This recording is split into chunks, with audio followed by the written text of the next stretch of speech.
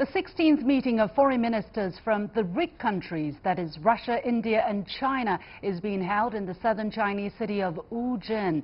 Chinese Foreign Ministry spokesperson Gong told a media briefing in Beijing on February the 20th that the two sides would focus on implementing their respective leaders' consensus and exchange views on major international regional issues of common concern and deepening trilateral cooperation, strengthening multilateralism and reforming multilateral institutions, countering terror and strengthening regional groupings will also be on the agenda.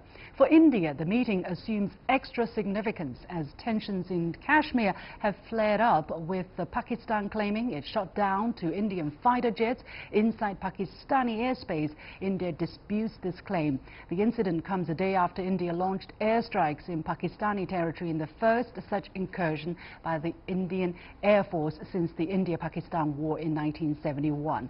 The incident also comes as India is scheduled to hold national elections at the end of May. So what are the three sides hoping to get out of the meeting, and what will be the key points raised for discussion? Joining me in the Beijing studio is Gong, Professor of Economics at the University of International Business and Economics. On the line, Qinduo, Senior Fellow from the Pangoal Institution, and from India, Mr. Srikanth Kondapalli, a professor in Chinese Studies at Jawaharlal Nehru University. Gentlemen, welcome to the show. Let me go to Qinduo on the line here. We know that the situation is still not very clear. Now, on Monday, both sides claimed that they have downed fighter jets from the other side. The Pakistani military said that it downed two Indian fighter jets. One crashed in Pakistan-controlled Kashmir and the other on the Indian side. And Pakistan arrested one Indian pilot, but Indian media insisted that no Indian jets were downed. Instead, a Pakistani F-16 was shot down by the Indian side, and the plane crashed on the Pakistani side of the border, and Pakistan denied that any F-16 was deployed in the operation. So I'm not going to ask you the details exactly what happened, because that will depend on an investigation. But what, Qinduo, is really behind the escalating tension in recent weeks, and how concerning is the situation for both sides? Well, it's worrisome, because the two countries are nuclear-armed powers in Asia, and this is the first time since 1971 we say the both sides launched attacks actually such a scale. The thing is, like, whether the two sides will take some, exercise some restraint and say, we have achieved our goal, we have demonstrated our determination or reached our goal for the Indian side. We have attacked the infrastructure of the militant group, which launched attack against the Indian side. For the Pakistani side, they say, hey, we have demonstrated our ability for self-defense.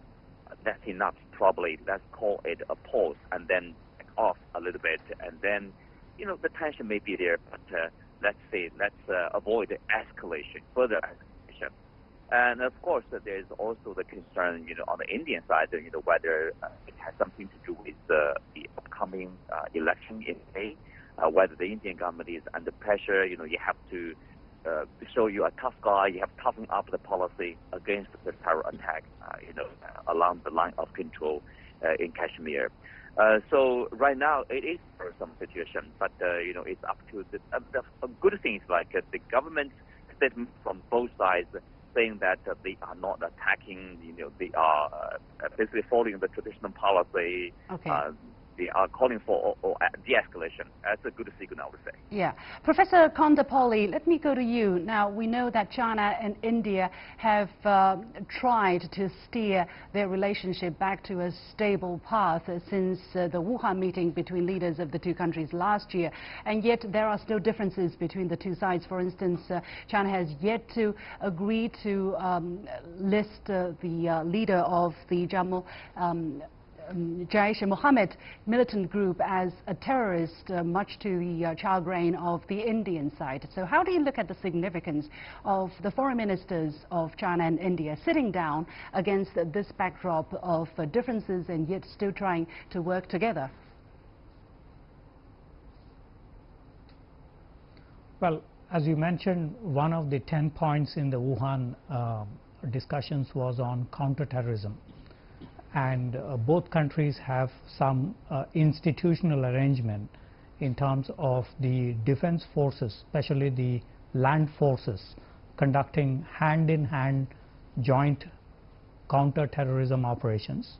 Number one, they have held about 7 of these so far, the last one being in Qinduo in November last year.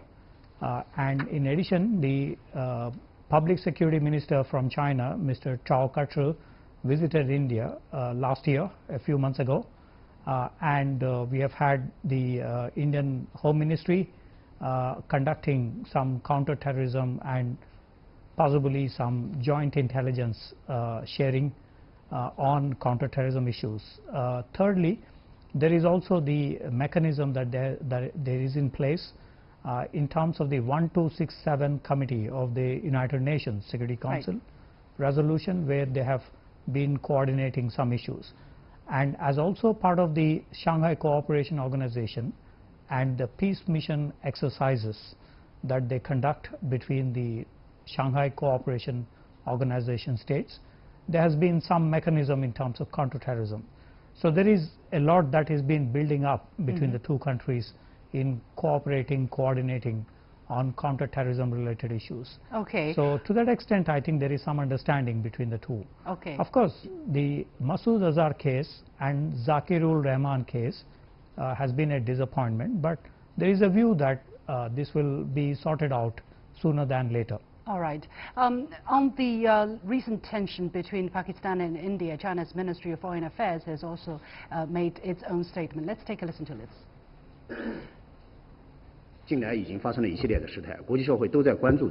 Recently, there has been a series of escalations in tension between Pakistan and India, and the international community is closely monitoring the situation. China's stance on this issue is very clear. What we really care about is whether the two important South Asian countries can keep a friendly neighbourhood to maintain peace and stability in the region. So China hopes India and Pakistan will keep restraint, take measures to promote dialogue and make joint efforts to protect long-term peace and stability in South Asia.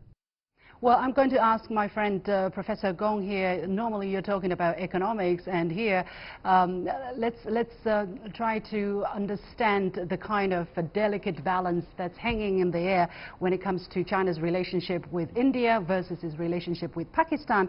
I found that the tone of the Chinese Ministry of Foreign Affairs spokesperson is very neutral, and actually Wang Yi, in what he said regarding the exchange of fire between the two sides, he says, as a common friend of both sides, China hopes both sides can use dialogue to find out the truth. What do you think is China's concern and consideration here?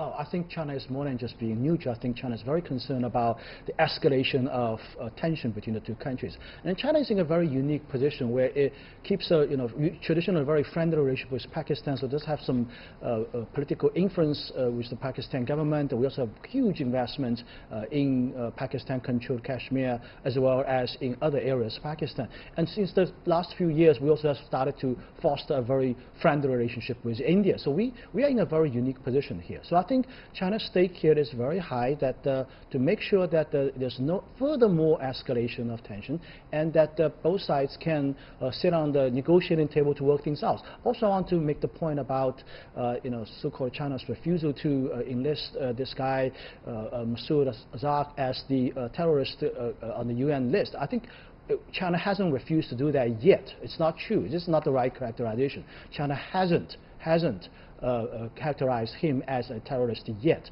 So I think it's a matter of sorting out the details, working out some more, leaving some more room for further dialogues, and also investigate the matters before we rush to the conclusion. So I think it's really utterly unfair to claim that China refused to label a terrorist as not a terrorist. That's just not unfair. Okay. Srikanth, let me ask you this question. We know that there are this grouping called the BRICS, and yes, we are talking about the RIC with only China, India, and Russia, although we don't really hear much about it. So what does the RIC try to achieve what the BRICS cannot, and what's so special about the grouping of India, Russia, and China here? Well, both the three countries that belong to the BRICS group, mostly emerging economies, which also includes South Africa and Brazil. And the three countries also belong to the grouping called the Shanghai Cooperation Organization. So they have a lot in common. They have a lot of chances for them to meet and talk. And so one of the point of consensus, in the trilateral meeting of the three ministers is their recommendation for their leaders to meet. And so they think that will play a very important role, providing guidelines for the three countries to develop their relationship. As for China and India, as two important economies, emerging economies, they have a lot in common, including Russia, actually. For example, they stress very much about the protection of multilateralism, against the protectionism, things like that. Let me ask the last question to our Indian friend, Professor Kondapalli. Does India really expect this trilateral mechanism to make a difference to its relationship both between China and India and between India and Russia, or does India pretty much see it as some kind of a routine meeting that has been taking place for the past 16 years? It might as well go on, but it's not much to be expected out of it. Please keep your answer short. I think it is symbolically very useful. Since 1998, when a former premier of Russia, Primakov, suggested this idea, this has grown up into these 16 meetings, and they have emphasized more on multipolarity, respect to the United Nations Charter, that is non-interference in the internal affairs of other countries. Thirdly, in terms of counterterrorism, and increasingly there is also the effort towards energy security in terms of Russia exporting a lot of energy resources to both China and India. In addition, of course, there is the arms transfers from Russia to China and India. So a lot of things have clubbed together to make RIC, Russia, India, China, very significant in the recent times. They have articulated their positions on Iraq, on Afghanistan, on North Korea, on Iran nuclear issue, on Syria, and on Libya and Egypt. And in addition, of course, China and India cooperate with the BRICS countries in the basic Brazil, South Africa, India, China on the climate change related issues. So, so a lot of things are happening in the RIC format as well as in the BRICS format. All right, we're going to leave it there. Many thanks to Gong, Professor of Economics at the University of International Business and Economics. From on the line from Beijing, Qinduo, a senior fellow with the Pangoal Institution, and from New Delhi, Srikanth Kondapalli, a professor in Chinese studies at the Jawaharlal Nehru University. I said it correctly, I hope this time.